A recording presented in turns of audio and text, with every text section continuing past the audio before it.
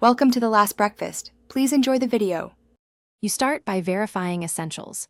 Confirm you're signed into the exact Google account that owns or shared the file, then check connectivity. Turn off VPN or proxy and test with your phone hotspot to rule out network blocks.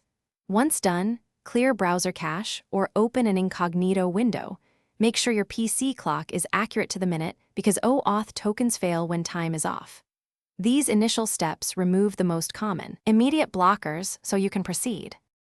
Now you dig into permissions and client access. Open the file's sharing panel and confirm the owner granted you viewer, commenter, or editor rights. Request access if you're missing rights. Then, check account security settings for blocked third-party app permissions or pending two-step verification prompts that halt access. If using Drive for desktop, pause syncing, sign out, then sign back in, or reinstall the client to refresh tokens. This fixes many token or client state failures. For stubborn cases, check browser extensions and local firewall or endpoint security that may block Drive.